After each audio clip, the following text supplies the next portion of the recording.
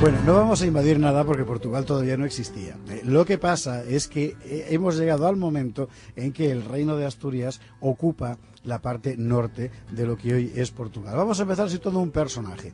Se llamaba Vimara Pérez, era probablemente asturiano, aunque con mando en Galicia, y formaba parte del círculo de fieles de Ordoño y de su hijo Alfonso. En algún momento de la década de los 50, tal vez hace 856, mientras Gatón del Bierzo repoblaba Astorga, lo hemos contado aquí, y el propio Ordoño reconquistaba León, este Vimara Pérez llegó a la línea del Miño y repobló Tui, todavía en Galicia. Acto seguido descubrirá un horizonte nuevo. Era posible pasar al otro lado del río, del Miño, y prolongar la tarea repobladora. Y así se reconquistará Oporto. El nuevo rey, Alfonso, impulsará a Vimara, y entre otras cosas a Vimara debemos la ciudad hoy portuguesa de Guimaraes, que lleva su nombre. Era 868. Alfonso III acababa de aplastar las rebeliones que habían saludado su llegada al trono, y sin perder ni un minuto la corte de Asturias pone manos a la obra. Repoblar es la consigna. En el este, las tierras castellanas y alavesas aún sufren las consecuencias de las recientes aceifas musulmanas. En el centro, León y Astorga acaban de rechazar sendos ataques musulmanes, pero en el oeste el horizonte estaba más despejado, y allí ponen sus ojos los hombres de Alfonso III. El corredor oeste de la península era tal vez el punto más vulnerable del sistema de poder islámico en España. En otros capítulos hemos visto en semanas anteriores a Alfonso II el Casto llegar hasta Lisboa, nada menos. Hemos visto a Ordoño cabalgar hasta Coria, en Cáceres. También los vikingos pudieron penetrar en Lisboa y saquearla al menos 2 veces, pero pocas veces hemos visto lo contrario, que los ejércitos de Córdoba asciendan por la fachada atlántica hasta Galicia. ¿Por qué? ¿Por qué la franja oeste era un punto débil del Emirato? Bueno, pues la clave está en un nombre: Mérida.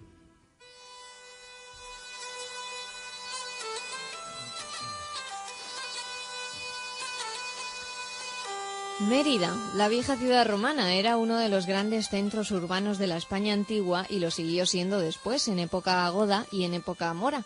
Su influencia se desplegaba sobre buena parte de la actual Extremadura, más anchas zonas del centro de Portugal. Cuando la invasión musulmana, Mérida cayó, no sin la larga resistencia, pero al igual que ocurrió con Toledo, la ciudad mantuvo un estatuto de relativa independencia. Pronto surgió una élite local formalmente islámica, pero muy orgullosa de su condición hispana.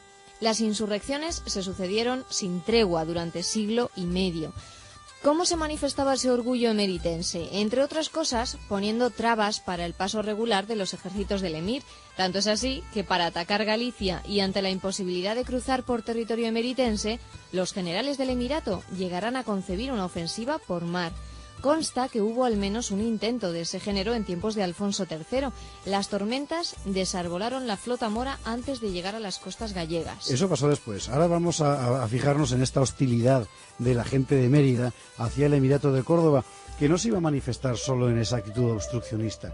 Con frecuencia va a llegar más lejos y hasta la abierta rebelión. Aquí hemos contado ya alguna de esas rebeliones y ahora, en el momento de nuestro relato, Mérida vivía un nuevo levantamiento.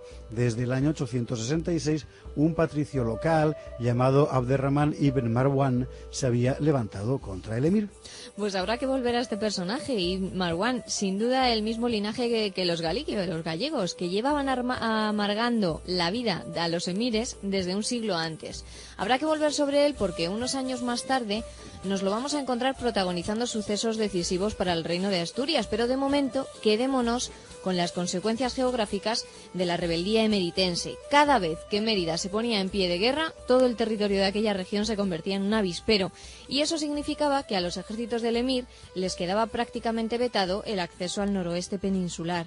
Eso era exactamente lo que estaba ocurriendo ahora. Con la revuelta de Ibn Marwan, toda la atención del emirato se concentra en Mérida.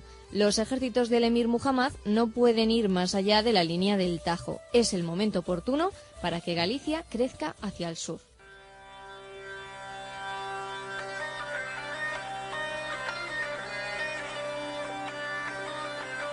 Es así como Vimara Pérez cruza el Miño. A partir de esa línea se abre una extensa franja de tierra que limita al sur con otro río, el Duero, que señala la frontera histórica entre la Galicia y la Lusitania romanas. El objetivo fundamental de los cristianos es Oporto, la vieja Portugal en Castronovo, antigua sede episcopal desde tiempos de los suevos. Tras la invasión musulmana, la ciudad se convirtió en avanzada de los moros hacia el norte, pero acto seguido, Alfonso I, hace ya mucho tiempo, extendió hasta allí la presión de sus correrías con su hermano Fruela Pérez, el guerrero, de manera que Oporto entraba en lo que se conoce como Desierto del Duero. Bueno, hay que suponer que ahora, 868, Oporto no sería una ciudad fantasma, más bien debemos pensar en un pequeño núcleo urbano envejecido y desmantelado, como lo habían sido, por ejemplo, Tui y Astorga antes de su reconquista, y que sobrevivía malamente bajo la presión militar musulmana. La operación debía de constar de varias etapas, metódicamente. Primero, había que asegurar la posesión de Braga, ya al sur del Miño, en tierras abiertas hacia el Valle del Duero. Braga, como Oporto, había quedado incorporada al área de influencia cristiana desde los tiempos de Alfonso I. La vieja Brácara Augusta actúa como trampolín hacia el sur. Los cristianos la reocupan en el mismo movimiento que les llevará hasta Oporto.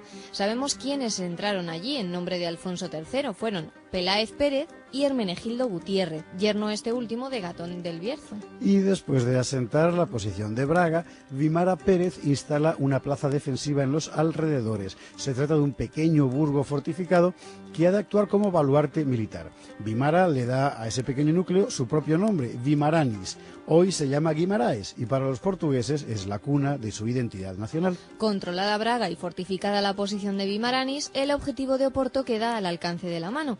Para la vieja ciudad portuaria, la llegada de las huestes del Reino de Asturias es un cambio radical. Vimara Pérez penetra en ella y la toma sin resistencia. Inmediatamente pone manos a la obra y organiza la repoblación. La conquista de Oporto supone un avance importantísimo, una franja de más de 20.000 kilómetros cuadrados, queda ahora al alcance de los cristianos. Centenares de familias gallegas y bercianas se instalan en las nuevas tierras. Pero la operación no acaba ahí. Para asentar la ocupación del nuevo territorio hay que marcar un punto fuerte en el este, entre los montes del sur de Orense y el Valle de Limia, en lo que hoy es la comarca portuguesa de Trás-os-Montes. El núcleo escogido es Chaves. Según un documento que se conserva en el monasterio de Celanova, en el año 872, Alfonso III encarga a su hermano Odoario, dice el documento, que repueble la región de Chaves. Odoario, por su parte, encomienda a un primo suyo, el diácono Odoino, que repueble el Valle de Limia y reedifique las iglesias de Santa María y Santa Columba, dos templos visigodos abandonados desde 200 años atrás. El rey sigue los movimientos en persona. Sabemos que en el año 871 Alfonso III se entrevista con Vimara para hablar de la repoblación y que en 873 el rey Alfonso vuelve a Guimaraes para entrevistarse otra vez con el reconquistador de Oporto. La corona, sin duda, es el motor de la reconquista.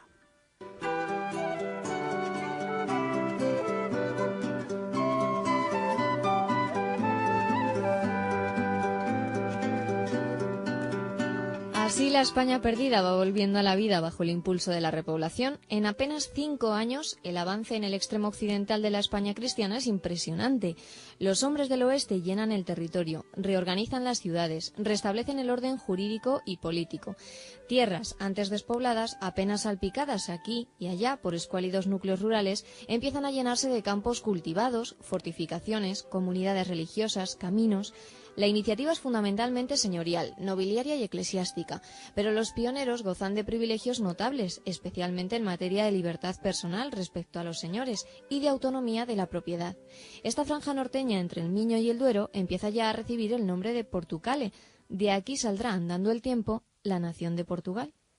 Vimara Pérez muere en el año 873. Otros nombres tomarán el relevo en el liderazgo de la repoblación. Hermenegildo Gutiérrez, el yerno de Gatón, y Alfonso Betote, que dirige la colonización del Miño inferior. Ante los hombres del oeste aparece ahora un horizonte nuevo, más al sur, en el límite que marca el río Mondego. Será Hermenegildo quien dé otro paso decisivo al tomar Coimbra, pero aún habrá que esperar un poco para esto. Mientras tanto, Alfonso III seguía desplegando sus energías y el emir de Córdoba iba a conocer muy pronto hasta dónde llegaba la audacia del joven rey de Asturias. Lo veremos mañana.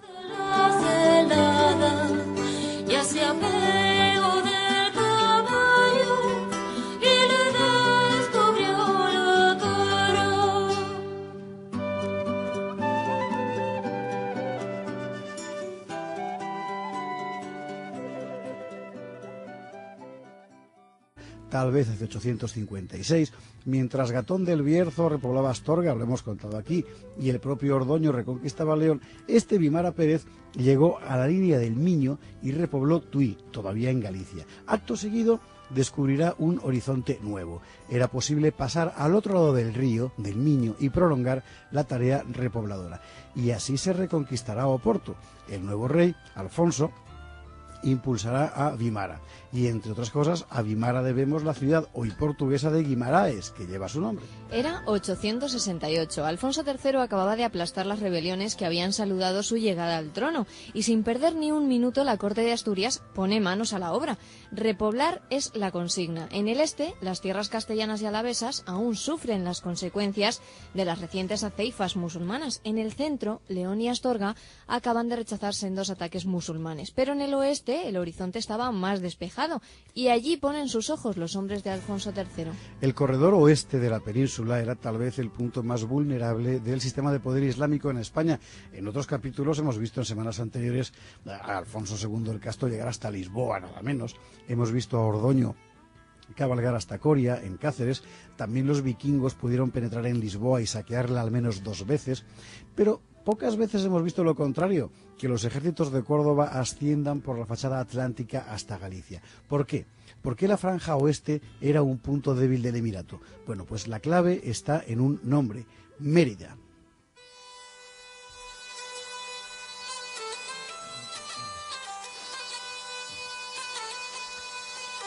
Mérida, la vieja ciudad romana, era uno de los grandes centros urbanos de la España antigua y lo siguió siendo después, en época goda y en época mora. Su influencia se desplegaba sobre buena parte de la actual Extremadura, más anchas zonas del centro de Portugal. Cuando la invasión musulmana, Mérida cayó, no sin la larga resistencia, pero al igual que ocurrió con Toledo, la ciudad mantuvo un estatuto de relativa independencia. Pronto surgió una élite local formalmente islámica, pero muy orgullosa de su condición hispana. Las insurrecciones se sucedieron sin tregua durante siglo y medio. ¿Cómo se manifestaba ese orgullo emeritense? Entre otras cosas, poniendo trabas para el paso regular de los ejércitos del emir. Tanto es así que para atacar Galicia y ante la imposibilidad de cruzar por territorio emeritense, los generales del emirato llegarán a concebir una ofensiva por mar. Consta que hubo al menos un intento de ese género en tiempos de Alfonso III. Las tormentas desarbolaron la flota mora antes de llegar a las costas gallegas. Eso pasó después. Ahora vamos a fijarnos en esta hostilidad de la gente de Mérida hacia el Emirato de Córdoba, que no se iba a manifestar solo en esa actitud obstruccionista. Con frecuencia va a llegar más lejos y hasta la abierta rebelión. Aquí hemos contado ya alguna de esas rebeliones. Con las consecuencias geográficas de la rebeldía emeritense. Cada vez que Mérida se ponía en pie de guerra, todo el territorio de aquella región se convertía en un avispero, y eso significaba que a los ejércitos del emir les quedaba prácticamente vetado el acceso al noroeste peninsular.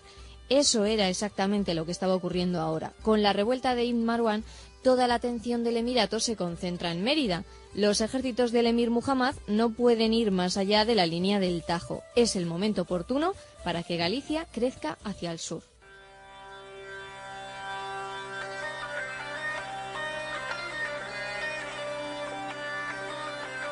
Es así como Vimara Pérez cruza el Miño. A partir de esa línea se abre una extensa franja de tierra que limita al sur con otro río, el Duero, que señala la frontera histórica entre la Galicia y la Lusitania romanas. El objetivo fundamental de los cristianos es Oporto, la vieja Portugal en Castronovo, antigua sede episcopal desde tiempos de los suevos.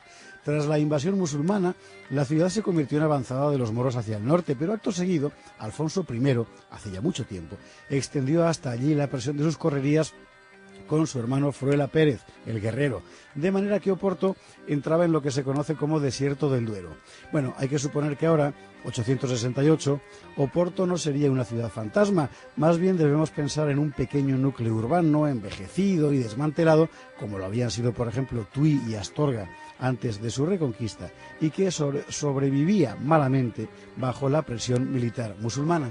La operación debía de constar de varias etapas, metódicamente. Primero, había que asegurar la posesión de Braga, ya al sur del Miño, en tierras abiertas hacia el Valle del Duero.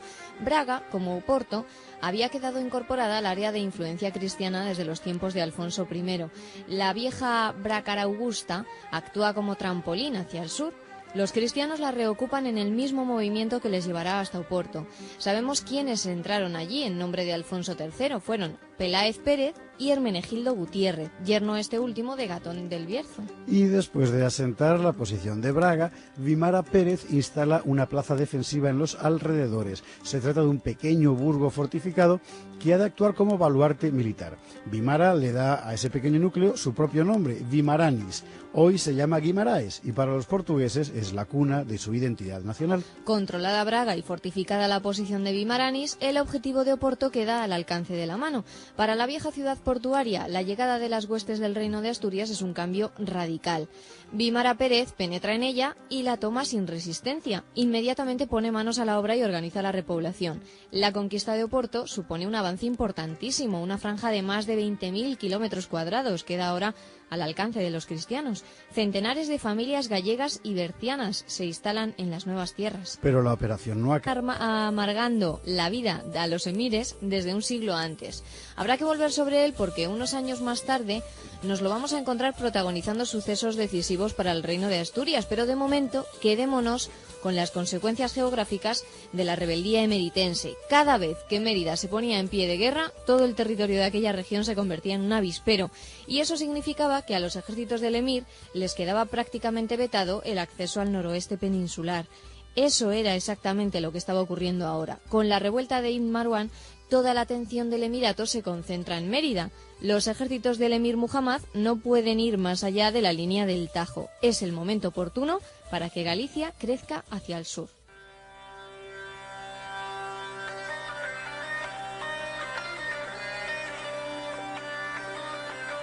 Es así como Vimara Pérez cruza el Miño. A partir de esa línea se abre una extensa franja de tierra que limita al sur con otro río, el Duero, que señala la frontera histórica entre la Galicia y la Lusitania romanas. El objetivo fundamental de los cristianos es Oporto, la vieja Portugal en Castronovo, antigua sede episcopal desde tiempos de los suevos. Tras la invasión musulmana, la ciudad se convirtió en avanzada de los moros hacia el norte, pero acto seguido, Alfonso I, hace ya mucho tiempo, extendió hasta allí la presión de sus correrías con su hermano Fruela Pérez, el guerrero, de manera que Oporto entraba en lo que se conoce como Desierto del Duero. Bueno, hay que suponer que ahora, 868, Oporto no sería una ciudad fantasma, más bien debemos pensar en un pequeño núcleo urbano envejecido y desmantelado, como lo habían sido, por ejemplo, Tui y Astorga, antes de su reconquista, y que sobrevivía malamente bajo la presión militar musulmana. La operación debió de constar de varias etapas, metódicamente. Primero, había que asegurar la posesión de Braga, ya al sur del Miño, en tierras abiertas hacia el Valle del Duero. Braga, como Oporto, había quedado incorporada al área de influencia cristiana desde los tiempos de Alfonso I. La vieja Brácara Augusta actúa como trampolín hacia el sur. Los cristianos la reocupan en el mismo movimiento que les llevará hasta Oporto.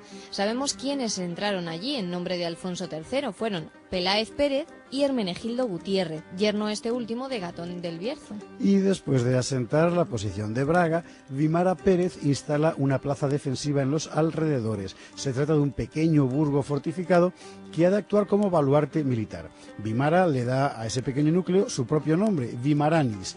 Hoy se llama Guimaraes y para los portugueses es la cuna de su identidad nacional. Controlada Braga y fortificada la posición de Vimaranis, el objetivo de Oporto queda al alcance de la mano. Para la vieja ciudad portuaria, la llegada de las huestes del Reino de Asturias es un cambio radical. Vimara Pérez penetra en ella y la toma sin resistencia. Inmediatamente pone manos a la obra y organiza la repoblación.